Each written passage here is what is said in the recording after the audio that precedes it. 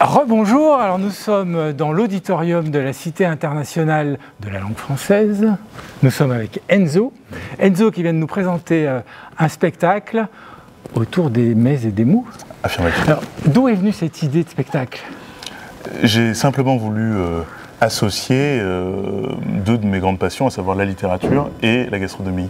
Et en fait, ça tombait sous le sens quasiment, parce que les deux se rejoignent ont tellement d'atomes crochus que ça tombait sous le sens de réunir les deux au cours d'un spectacle qui initialement, alors évidemment on est dans les conditions d'un festival donc c'était difficilement applicable de la sorte, mais qui normalement se déroule dans des restaurants étoilés ou bistronomiques et au cours duquel un repas est fait sur mesure à chaque fois pour le spectacle. Ce qui fait qu'il y a vraiment une cohérence entre ce que je dis et ce que les gens dégustent. Donc là on a pu pour l'occasion proposer du pâté en croûte et en guise de dessert évidemment une madeleine dodue comme celle de Proust, qui semble avoir été moulée dans la valve rainurée d'une noix de coquille Saint-Jacques.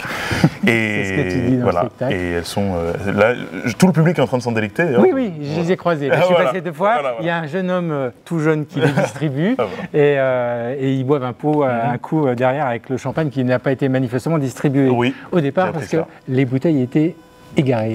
Oui, égaré, disons. Champagne Tétinger, que je remercie d'ailleurs, puisqu'ils ont été un des partenaires fameux de ce spectacle. Alors, tu viens d'où? Alors, je suis né à Paris, dans le 12e arrondissement. Oui, tu es très parisien dans ton discours. on sent que tu n'es pas de Villers-Cotterêts. Ah, mais pourtant. Oh, c'est pas loin. On a tous quelque chose de Villers-Cotterêts en nous.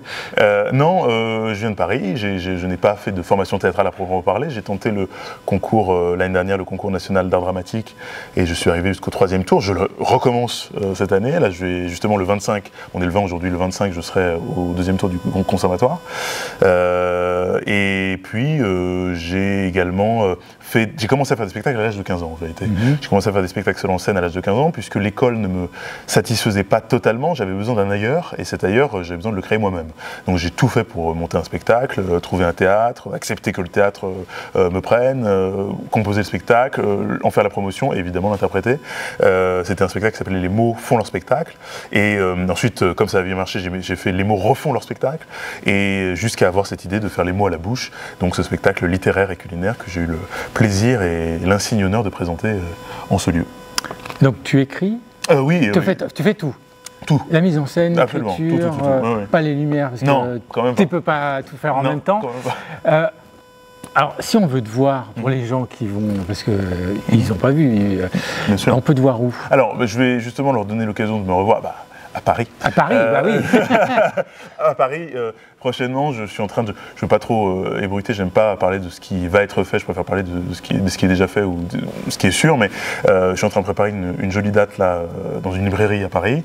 Et puis, en fait, en parallèle de mes activités théâtrales, j'ai aussi un service de chef à domicile qui s'appelle Prémisse, qui va être lancé, qui va voir le jour très prochainement avec mon ami le plus cher qui s'appelle Tom, et avec qui on partage cette expérience culinaire et gastronomique.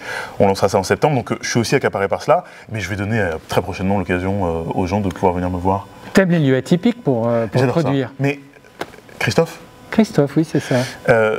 Tu as tout à fait saisi la raison pour laquelle, évidemment, je suis venu avec entrain et joie en ce lieu. C'est qu'aujourd'hui, moi, je suis véritablement en recherche de lieux singuliers, et évidemment venir dans un lieu aussi beau, parce que j'ai fait la visite de la Cité internationale de la langue française, et il faut bien admettre que ça a été très bien fait. C'est très bien fait, c'est très ludique, c'est joli, c'est beau, on voit tout l'artisanat français qui émane à travers ce lieu, et vraiment, je réitère, c'est un vrai plaisir, c'est un plaisir sincère et grand pour moi d'avoir pu faire ce spectacle dans cet auditorium flambant neuf. Voilà. Flambant neuf, oui. Et dans cette cité flambant neuve, également, tout est neuf ici. Tout est neuf. Merci pour cet échange.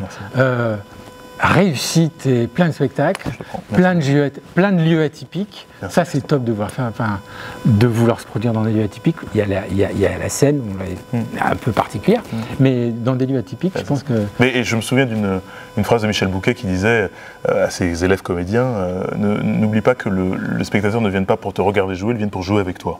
Et je pense que des lieux qui sont justement propices à ce type d'événement, tels qu'un restaurant, tel qu'un auditorium, tel que celui-ci, sont des lieux où on peut s'amuser. Et c'est pas une colonie de vacances, mais simplement, ça reste exigeant et en même temps, les gens participent et se sentent impliqués. Et puis tu as une communion avec le public. Il faut essayer. La dame dont tu parlais, je ne sais pas si tu... Marie-France, je la connaissais pas. Ah, mais tu la connaissais pas. Parce qu'on a vraiment cru que c'était ton mentor qui te suivait depuis 10 ans. C'était mon phare. C'était ton phare, oui, tout à fait. Donc, non, il y a une proximité, c'est un beau spectacle et puis long chemin. Merci Christophe. Merci. Merci, à très bientôt. À bientôt.